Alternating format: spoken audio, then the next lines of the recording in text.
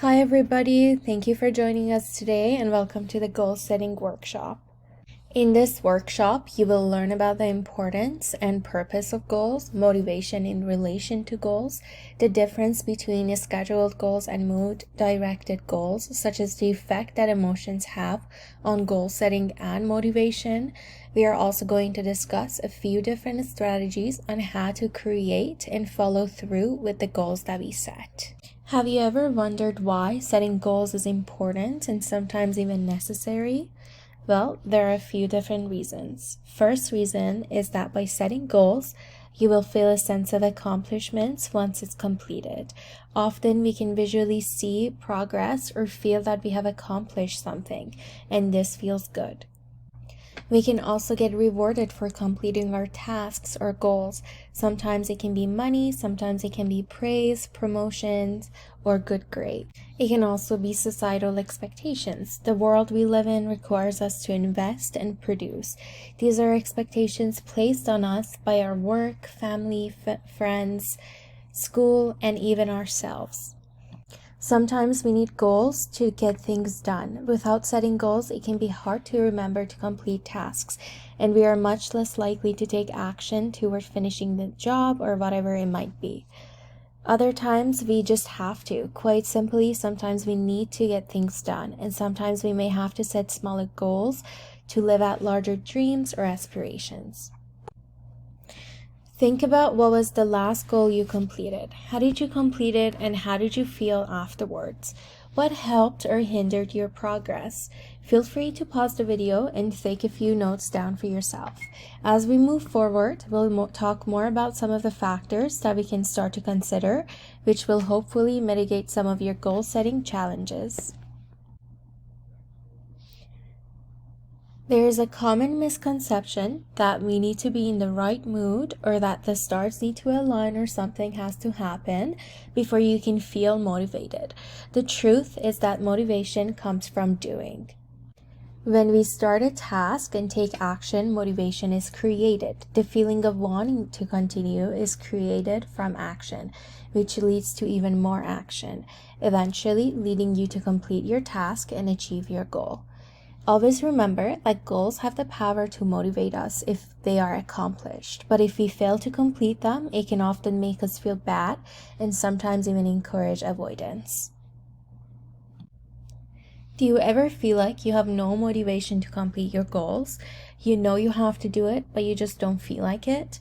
Next, we'll talk about the differences between when our mind is calling the shots versus listening to the heart and listening only to how we feel. What would happen if we listen to our heart when it comes to our goals? Well, your choices and productivity will rely on whether you are in the right mood or if you have a good energy level. Often, you will devote your time to distractions in the hopes of finding sudden motivation. These will lead to consequences such as feeling stressed, doubting yourself, life feeling out of control. You might also feel that your future feels highly open to uncertainty and chance. However, if we follow our brain, we are more likely to complete our goals by ensuring that all significant factors are taken into account, such that studying, leisure, social life, they're all considered. Your responsibilities and what you value will remain constant regardless of your mood. Factors to maximize your mood and energy will automatically become a part of your schedule. These will lead to pleasant consequences such as life balance and intentionality. So, what are some of the first steps you need to take to get started with goal setting? First, you can start with being honest and realistic about where you are and where you want to be, and consider setting goals in line with that. You might have heard the metaphor that if you are planning to run a marathon, you need to start slowly and incrementally begin exercising more and more every day to build up endurance. If we haven't run in 6 months and run the marathon tomorrow, we can risk injury, we might not even finish the race, and the same goes for goal setting. Always remember to start where you are, not where you think you should be. This helps to avoid disappointment, frustration, and giving up. It's also important to set reasonable expectations. We all have different ways of working, we have different styles of learning, and we work at different paces. Set expectations that are reasonable for you and no one else. We might have to adjust our expectations when new situations and challenges arise. Always remember to pace yourself. Be aware of your limits. You're still a human, and human beings need breaks. The slow and steady wins the race. You should also readjust in relation to your health and your needs. It's important to take everything in moderation, even school. How are you making time to take care of your mind and your body? Make sure you take some time off for self-care. Celebrate victories. Don't forget to celebrate your success and achievements, and be kind to yourself. Always acknowledge your hard work, even if there are small wins. The goals you set should have a few different components to them for them to be effective. First, the goal has to be specific. Consider what it is that you want to achieve. Is your goal to get an A on a paper, or to finish reading this 12-page chapter by the end of today? So always be specific with your goals. The goal also has to be measurable. Can you measure what it is that you are trying to achieve? For example, this can be measured in time, the amount that you've read. Some of the other metric to quantify it as well can be used, such as I would like to get 80% on my assignment, or I want to read 4 pages from my history textbook. It's also important for the goal to be attainable. Can you achieve this goal? Often we can develop goals that are out of our reach. And if we do this and if we don't reach them, we often feel defeated, and that lowers our confidence and motivation. For example, if our goal is to get 80% on a paper, but we are currently getting 60s, it's important to consider a more attainable goal. Set goals that are within your reach. Your goals should also be reasonable. So is this reasonable in the time that you have? Example, if you have 12 hours left before your exam, is it reasonable that you would be able to read 4 chapters from the textbook, sleep, eat, and do all the other things on your to-do list? How can you make your goal more reasonable and realistic? It is also important for your goals to be timely. So set up a time frame for getting it done. When is your own deadline for finishing your paper, so that you have some time to review it and edit it before handing it in? Setting smaller mini goals before the prof's deadline may be helpful to helping and building in buffers to give you enough time to finish the tasks. Some amounts of pressure are usually helpful. If we did not have a deadline, we wouldn't get anything done.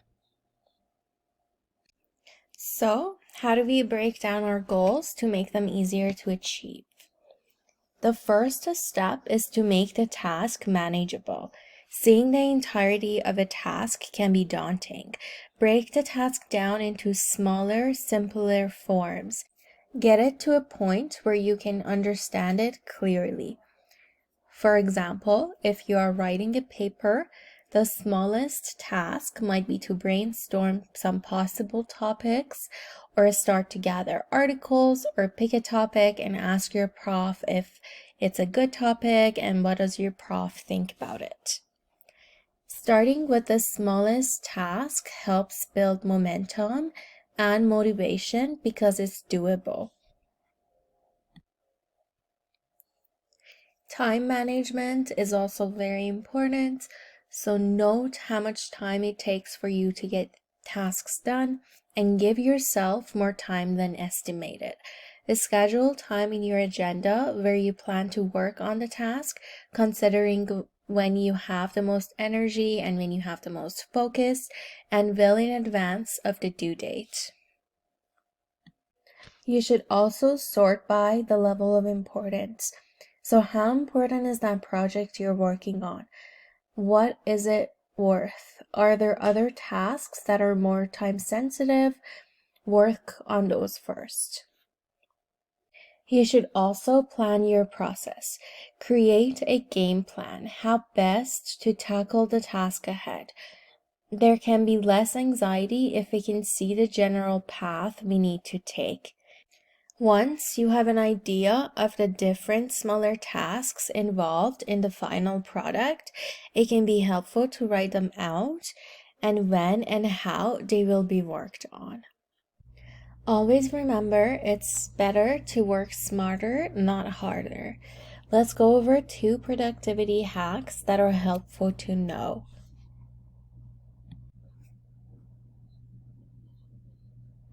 One of these productivity hacks is the EISENHOWER box.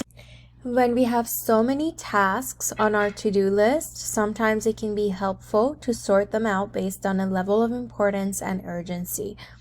The EISENHOWER box works by helping us determine what is most urgent and needs to be done immediately, versus the tasks that could be removed from our to-do list or otherwise delegated to others. So, if the task is urgent and important, try to do it immediately. If it's important but not urgent, then decide and schedule a time to do it at a later time that's more reasonable for you. If the task is urgent but it's not important, you can delegate it to somebody else to not overwhelm your own schedule with tasks that are not important. Finally, if a task is not urgent and it's also not important, then simply delete it and get rid of it. There is no need to waste your time. Another helpful strategy is the Pomodoro technique, which aims to chunk tasks down into fixed intervals in order to make time for our brain to rest. It operates under the assumption that in order to do a task well, we need to make time for breaks. This helps us pace our work and take care of our mind and body. Let's say your goal is to study 1 chapter of your biology textbook in 1 day. You would set your timer for 25 minutes, which is 1 Pomodoro, and read for that stretch of time. After each Pomodoro, we take a 5 minutes break. For example, you could do some jumping jacks, you could get some juice or some coffee. And after the 4th Pomodoro, we take an even longer break. This one is usually around 15 to 30 minutes. So the whole idea of this strategy is to maximize our productivity while balancing for self-care. This strategy helps the brain retain its efficiency. It improves our attention span and concentration.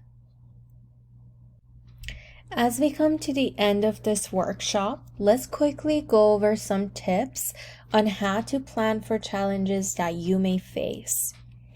First, think about the past challenges that you have encountered. Looking to the past, know yourself and what your barriers are and plan ahead for this. For example, will you be distracted at home? Do you need to study at the school? Do you prefer a quiet environment or one with some background noise? Thinking of this in advance is helpful. Ebbs and flows of life. Sometimes life happens. It's not always easy, fair, or goes the way we want it to. And we cannot always predict unforeseen circumstances, barriers, challenges. Sometimes we need to adapt to this and adjust accordingly. Success from failures. Failure is a part of the learning process. If we didn't fail, we wouldn't learn. We need to learn to bounce back from failure and learn from those mistakes. You need to think to yourself, how can I adjust and change my process based on what didn't work, rather than beating yourself up for it not working. So be gentle with yourself, as that can help you recover quicker. Obligation and opportunity. What is your perspective on the task? Do you take it on begrudgingly, or is this an opportunity to learn, grow, and try something new? This can shape our engagement with whatever it is we have set out to do. Purpose. So, what do you want to do with your time here at MEQN? Are you here because you want to be here? Are you in the right program? Considering this bigger picture view may be motivating to complete the smaller tasks along the way. Reflecting and thinking about your past challenges while trying to understand who you are and what goals you want to accomplish in the future will help you feel more prepared for the challenges that are yet to come. If you need more support, feel free to contact Wellness and Psychological Services at MEQN. Additionally, you can also take advantage of careers and experience and the writing and learning services at MEQN. All the information is on the slide for you guys. Thank you for joining our goal setting workshop. I hope that you learned some valuable tips and tricks on how to set goals and how to achieve them. Always remember that it's never too late to start setting goals and working towards a better future. All you need to do is start, and the rest will follow. I hope that you enjoyed our workshop. Thank you for your time, and I wish you all the best of luck.